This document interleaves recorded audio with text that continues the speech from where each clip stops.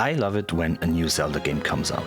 Not just because it usually gives me a lot of really fun and well-designed puzzles, as well as a new fantastic world to explore, but also because of the story and the lore. This is why I want to make this video where I take a look at 5 aspects of the new Zelda game Tears of the Kingdom and try to analyze them from a Hyrule historical perspective, if you will. As usual, please be aware that we will talk about the story of Tears of the Kingdom, as well as Breath of the Wild and some other Zelda games, so there will probably be spoilers. If you haven't played the game yet and want to experience it by yourself, this is your chance to pause the video and come back after you did. So, without further ado, let's get into it and start with number 1. Just as in Breath of the Wild, we can find many references from old Zelda games in the world of Hyrule. One of the most prominent and most talked about are probably the ruins of Lon Lon Ranch in Hyrule Field. If you travel east from Geosin Shrine, you will find some ruins, the layout of which is almost identical to that of Lon Lon Ranch in Ocarina of Time. But not just the ranch. If you look at it, much of Hyrule Field is very similar to the map of Ocarina of Time. Lake Hylia, the Zora River and Death Mountain are all roughly at the same position. It is an uncanny similarity. But what does that mean? Are we in the same Hyrule as in Ocarina of Time, just maybe a little bit later when everything has fallen into ruins? While this might be a possibility, there are many arguments against this theory. There are some very obvious differences within the map, even if you discard the fact that Ocarina of Time obviously had a smaller world due to technical limitations at the time. The new additions of Hebra, Necluda or Akala can easily be explained with the fact that many parts of the lands of Ocarina of Time are shrouded in fog. While not explicitly shown, there is no direct contradiction for those regions to exist in this world. Those places could have been there, they just were not that important to the story at the time. Probably the biggest difference would be the Lost Woods being north of Hyrule Castle instead of southeast of Hyrule Field, which is a bit more reminiscent of the map from A Link to the Past, but also not quite. The fact that Tears of the Kingdom, as well as Breath of the Wild, make a lot of references in lore and item descriptions to other Zelda games causes a lot of headache for Zelda lore enthusiasts, because it makes it hard to properly fit the game within the existing timeline that has been set by Nintendo in the Hyrule Historia book as well as on their website. At this point, I think there is one thing that should be mentioned. The developers at Nintendo do not focus a lot on creating a coherent timeline. There have been various interviews with Shigeru Miyamoto and Eiji Aonuma in which they clearly state that connections between different games are not their priority during production. I don't think that means that they do not care at all, but it shows that their main efforts are to make a game that is an enjoyable and solid experience in and of itself, rather than producing an overarching narrative. How much of this can be applied to the latest titles, Breath of the Wild and Tears of the Kingdom, is not known. So far, I haven't seen that many interviews where Nintendo offers specific explanations on these issues. The only thing I found mentioning the connection between different Zelda games in any newer medium was an entry in the Creating a Champion art book from 2018, where it says, "The Kingdom of Hyrule has a long history, so long in fact that the events that occurred leading up to its founding and its early years have faded into myth. Hyrule's recurring periods of prosperity and decline have made it impossible to tell which legends are historical fact and which are mere fairy tale." This is an interesting statement because it could mean a variety of things. The most obvious being that all the other games we played have not actually happened. This Hyrule is the actual Hyrule, and everything that we know from earlier games was basically us playing through stories and legends, with some aspects maybe being based on true events. It would not be that far-fetched if we think about the fact that basically our whole adventure in Link's Awakening was but a dream, and there are many theories about Majora's Mask's plot not actually happening in reality as well. Is that what it is? Was everything that we know so far just myth? A legend? There is, however, one other explanation on how Tears of the Kingdom and Breath of the Wild fit into the Zelda multiverse. There are actually a few, but the one I want to explain here is the one that I personally like most, because to me it makes a lot of sense in reference to what we already know. This is just my headcanon, so please take everything with a grain of salt. Any moment Nintendo might come out with a statement that completely ruins this theory, but until then, here is my version of the Zelda timeline. Now, we know that the center point for most Zelda timelines is Ocarina of Time. Ocarina of Time does not have multiple endings per se, but a major part of the game is time travel. I'm always very skeptical when a story makes use of time travel as a plot device, because it tends to make things more complicated and unclear. Time travel is not something that is easily understood by most authors, and therefore most of them, in my opinion, do not spend enough time thinking about the consequences and implications for their world and their characters. I might be quite picky about this, but I have experienced too many cases where time travel was just an old trope, like the painkiller pill that you take instead of going to a doctor trying to figure out what actually causes you to hurt. In Ocarina of Time, you can see the story actually splitting into two different timelines. After defeating Ganondorf, Zelda sends Link back into the past, finishing the life he could never fully experience. But her future still continues to exist, even without him. The adult timeline leads to The Wind Waker and its sequels, while the child timeline leads to Majora's Mask and the Twilight Princess. Nintendo actually introduced a third timeline as well, but for the discussion right now, this is not very important. However, Ocarina of Time was not the only game that has us play in different time periods, where we actively affect the past in a way that ultimately leads to a different future. The same happens in Skyward Sword. Skyward Sword is supposed to be the first entry in the Zelda timeline so far, which makes sense since you get to experience the backstory of how the Master Sword was created and who the goddess and the Hylians actually are. We also get introduced to Demise, the Demon King who is some kind of proto-Ganondorf. After Skyward Sword, the official timeline leads us, over Minish Cap and Four Swords, to Ocarina of Time. I believe that this is happening in but one of the time periods we play in Skyward Sword, while the other one leads us to Breath of the Wild and ultimately Tears of the Kingdom. This is why there are so many similarities between Ocarina of Time and the world of the newer Zelda games. Both timelines stem from the same seed. While obviously being not completely identical, there are still many things that developed in a similar manner. Ocarina of Time and Breath of the Wild do not exist within a serial relationship to each other, but a parallel one. Two different strands in the web of the multiverse that develop simultaneously. This also leads to the idea many people over the internet have already had of there being a Triforce trilogy that includes Skyward Sword, Breath of the Wild, and Tears of the Kingdom. But that would be a topic in and of itself and probably warrants its own video. In Breath of the Wild, Link was able to get himself a house in Hateno village. I've made a whole other video about this and how I think that this is actually a prime example for how Breath of the Wild does its world building and how it actually gives you a sense of safety and belonging. You can take a look at it if you like. But as time moved on, apparently Zelda moved into the house. It's unclear if she and Link lived together there or not. I guess it's left to the player's imagination, but we do find a lot of references to the events that happened in between Breath of the Wild and Tears of the Kingdom. There are pictures of her golden horse, of the goats in Tabanta, of Flowerbird Ganon, and there's also her diary. At first it seemed a bit weird to me why the Princess of Hyrule would choose to live in a small village at the end of nowhere instead of like the big castle they have there, which should be basically retaken after we defeated Calamity Ganon in Breath of the Wild, but the more I thought about it, the more it made sense.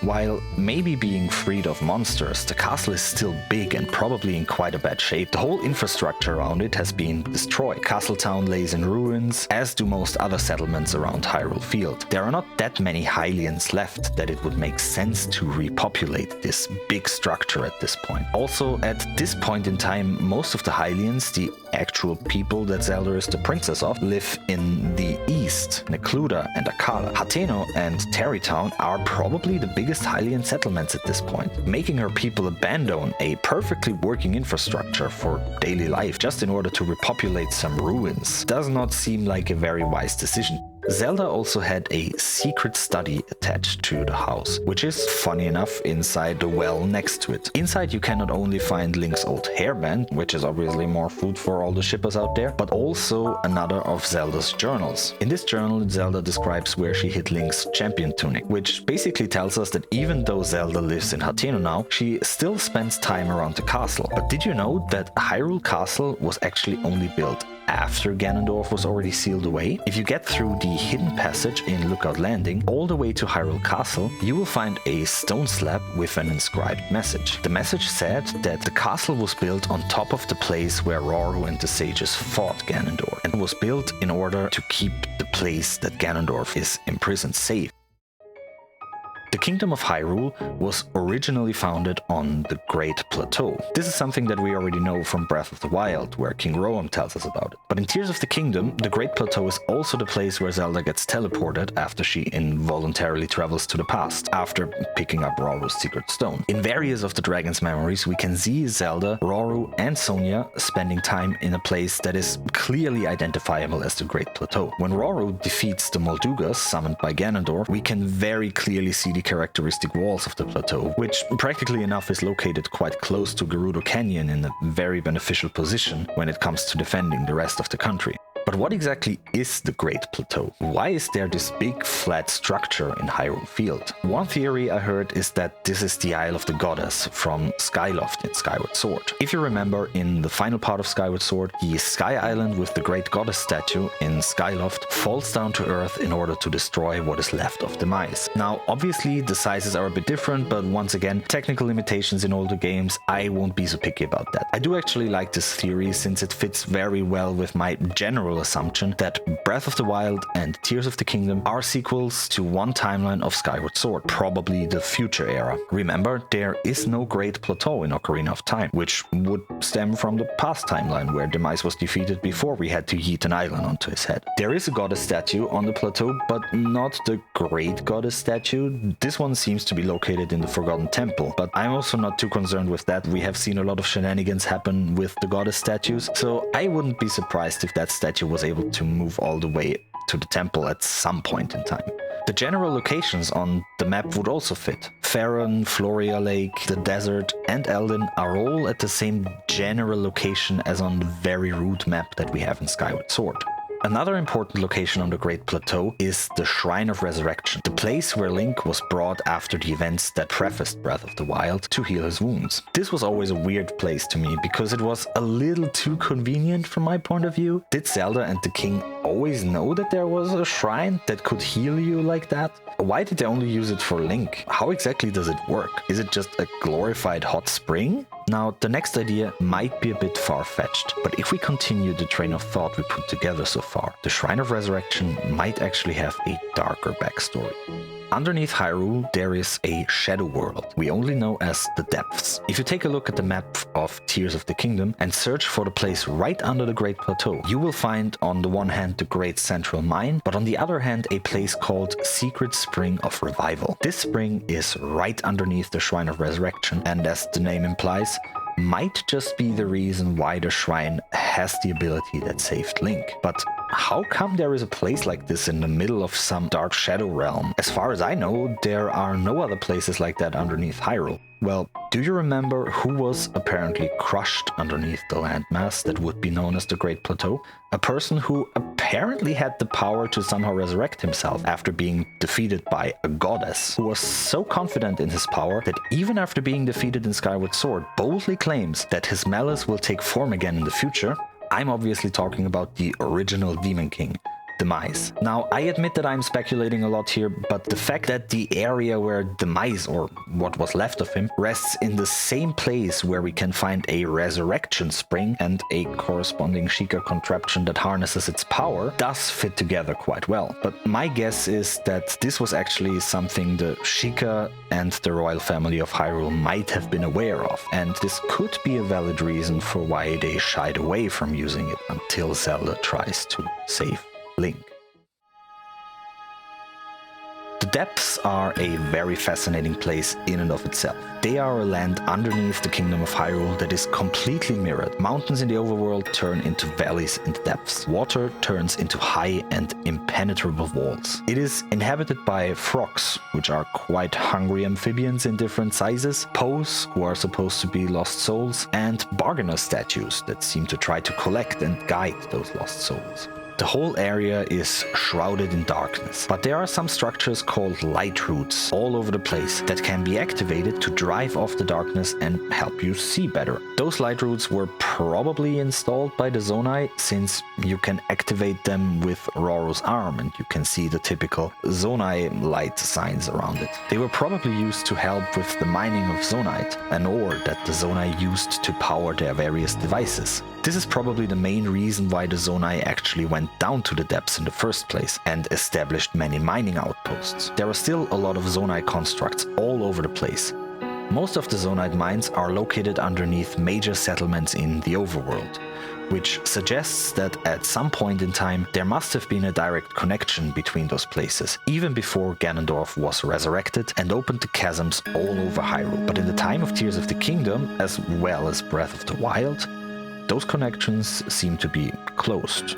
Another thing that might be worth mentioning is that the Shrines of Light in Tears of the Kingdom are located just above the light roots in the depths. I think it makes absolute sense that they would appear here, since they have to get their power from somewhere. They probably appeared when Roru's arm awakened, just as the Sky Islands were descending low enough to be seen from Hyrule. The most interesting thing about the depths, however, is the gloom. The gloom is a strange substance that covers the depths and that drains your energy as you touch it. Its effect can be negated by light, but underground it just keeps adding up until you cannot take it anymore. The power of the gloom is strongly connected with the Demon King and Ganondorf. His strongest minions are made from gloom, and during your fight with him, you also realize that he is engulfed with it. When he caused the upheaval, a lot of the gloom also spread to the overworld to some extent. But is the gloom actually caused by the Demon King? Did he use it to take over the depths? Or has it always been there, and the Demon King is just a manifestation of the gloom? If you remember Skyward Sword, it said that the earth split open and evil emerged to find the Triforce.